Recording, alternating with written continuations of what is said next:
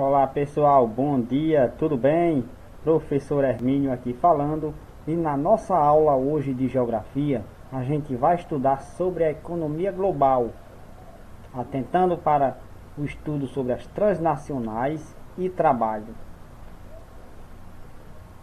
De início, a gente falar um pouco sobre essa atual fase da globalização, certo? Nessa atual fase da globalização, a fase informacional, caracterizada pelos avanços decorrentes do período do meio técnico-científico informacional, caracterizado por essas inovações técnicas da terceira revolução industrial.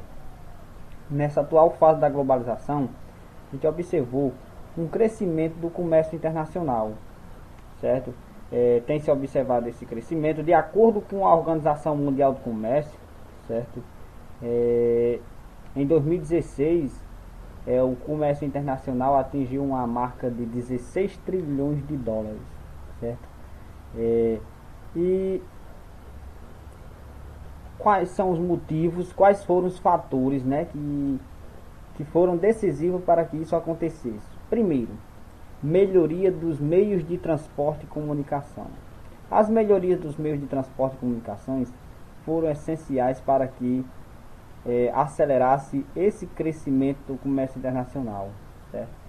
Transporte levando mercadorias cada vez mais rápida, os meios de comunicações chegando em lugares mais distantes cada vez mais rápido e eficaz. Isso facilitou os fluxos de mercadoria, certo? E também o comércio global. Houve a diminuição de custos, certo? E de bens e dos fretes também. Tudo isso em virtude de melhor transporte, os transportes mais rápidos, então foram diminuindo os custos e os fretes,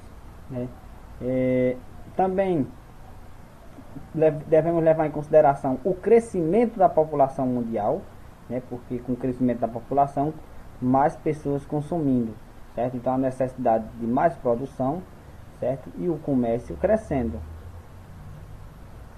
O aumento da renda de muitos familiares, o aumento dessa renda contribui para que essas pessoas tenham um poder de compra, um certo poder aquisitivo para comprar os bens e produtos que são produzidos e comercializados.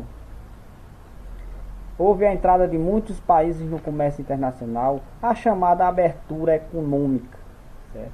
Muitos países começaram a abrir suas fronteiras para o comércio internacional, para empresas de outros países se instalar dentro desse país e assim também contribuindo para o crescimento desse comércio. E a liberalização das regras comerciais, uma das características do neoliberalismo, essa flexibilização das regras comerciais também é característica, foi um dos fatores essenciais para o crescimento do comércio internacional. Porém, pessoal, é importante lembrar uma coisa: o comércio internacional ele continua apresentando desigualdades marcantes, mesmo com esse crescimento que tem ocorrido, certo?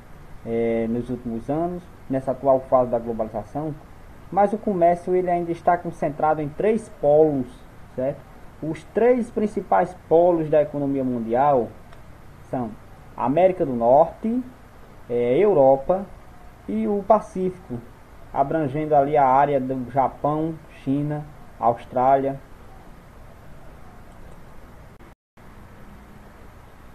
Essas multinacionais, elas surgiram nos países mais industrializados, naqueles mais desenvolvidos, certo? No início elas atuavam quase que exclusivamente nesses países: Estados Unidos, Canadá, Japão, Alemanha, Inglaterra. São aqueles países que estão localizados naqueles polos da economia mundial, como eu tinha falado, certo? Aí a partir da segunda metade do século XX, essas multinacionais elas passaram a instalar filiais em países menos desenvolvidos economicamente, principalmente aqueles países emergentes, aqueles que promoveram aquela abertura econômica, a liberação de regras, flexibilização de regras e liberação para o comércio internacional, como por exemplo Brasil, Argentina, México, entre outros, certo? E elas passaram a se instalar em países também menos desenvolvidos e emergentes. Hoje a gente observa que existem multinacionais espalhadas por vários lugares do mundo. Existem multinacionais que ela possui filiais em vários locais do mundo, certo? Mas elas ainda se encontram concentradas principalmente nos países desenvolvidos, certo? E o que foi que fizeram essas multinacionais a vir para os países menos desenvolvidos e emergentes, como por exemplo o Brasil? Os principais motivos foram mão de obra barata, baixo custo de matérias-primas, legislações trabalhistas e ambientais menos rígidas, a concessão de incentivos fiscais e a facilidade de enviar lucros às matrizes dos países de origem, certo? Então essas multinacionais ou transnacionais, como queiram chamar, certo? Elas, em virtude desses benefícios que estavam encontrando nos países menos desenvolvidos e emergentes, elas passaram a migrar para esses países, instalar filiais nesses países. E com relação à fábrica global, certo? Porque a partir do avanço dessas transnacionais, elas foram responsáveis por uma nova forma de produção, a fábrica global. E com o objetivo sempre de aumentar os lucros, certo? Hoje elas se atuam no que muitos autores chamam de nova divisão internacional do trabalho, certo? Que é uma nova forma descentralizada de produção, em qual cada etapa pode ser desenvolvida em um país diferente de acordo com as vantagens que aquele país oferece, certo? Então aqui eu coloquei aqui essa imagem aqui de um avião, certo? Que ele é produzido por uma multinacional norte-americana, mas possui peças que são produzidas em outros países, Japão, Inglaterra, Itália. Muitas vezes ele é montado essas peças são montadas em outros países, certo? Acontece muito aqui, por exemplo, no Brasil. Existe a Zona Franca de Manaus, existem outras fábricas, outras áreas de polos tecnológicos que eles não produzem, eles não fabricam o computador, eles não fabricam o automóvel, as peças vêm de fora, são de multinacionais estrangeiras, e aqui eles só fazem montar, certo? E quem fica sempre com a maior parte do lucro final é onde tem o país, a sede dessa multinacional, certo? Então essa cadeia produtiva, certo? Que é baseada, certo? Essa cadeia produtiva em um conjunto de etapas e operações sucessivas, certo? Desde a obtenção de matéria-prima, a montagem das peças para montar o produto final, certo? Isso aqui vai gerar lucro e competitividade para a empresa. Aí também, pessoal, essa nova divisão internacional do trabalho, né, baseada nessa questão de descentralização da produção, certo? Na cadeia produtiva, também tem acontecido mudanças no mercado de trabalho. Então, no mercado de trabalho, houve a adoção de novas tecnologias no processo produtivo, certo? Houve o processo de mecanização da produção. As máquinas passaram a desenvolver aquele trabalho que antes era feito pela mão de obra humana, certo? Houve também as relações de trabalhos flexíveis, certo? Em que nessas relações de trabalho flexíveis, a carga horária é o que menos importa, certo? E o que mais importa é a produtividade, certo? É a produção, certo? E com isso houve o aumento do desemprego da economia global por esses dois fatores. Porque o processo de novas tecnologias, as máquinas passaram a substituir a mão de obra humana, que antes era desenvolvida pelos seres humanos.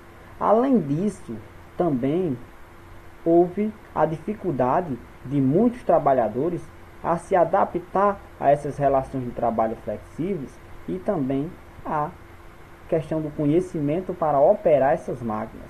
Então houve um aumento do desemprego na economia global, certo? Aí, se a gente for analisar quais são as consequências do aumento do desemprego, certo? Então, o aumento do desemprego, ele vai trazer muitas consequências, certo? Por exemplo, se a gente for analisar, a questão vai afetar os trabalhadores e famílias, certo? O desemprego.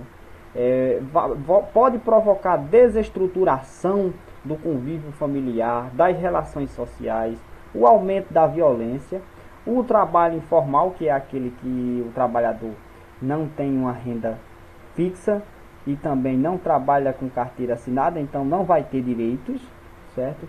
Além de causar traumas psicológicos, certo? Então são algumas das principais consequências do aumento desse desemprego, certo?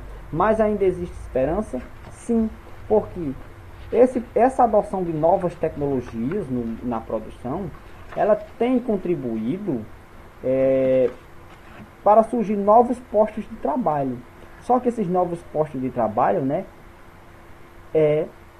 com novas funções. Por exemplo, as máquinas, elas precisam de pessoas para operar elas, para direcionar elas. Então surge novas profissões, novos postos de trabalho altamente qualificados. Então é necessário que o trabalhador hoje, para que ele garanta o seu emprego por muito tempo, ele se qualifique cada vez mais, principalmente junto com as tecnologias, que eles aprendam, que eles cada vez mais dominem as tecnologias, porque aqueles que dominam as tecnologias, eles conseguem ter emprego nessas novos postos de trabalho que surgem, certo? E para isso é necessário alguns requisitos básicos, certo? Para isso é necessário estudar. Então o ensino, ele é importante estudar para se qualificar cada vez mais, certo? E garantir emprego nessas profissões, que geralmente são mais concorridas e a remuneração é melhor, certo? Então, assim se dá as relações de trabalho, certo? Nesse mercado global, certo? Nessa atual fase da globalização. Então é isso, pessoal. Tenham todos um bom dia e até a próxima aula, certo? Saudações a todos.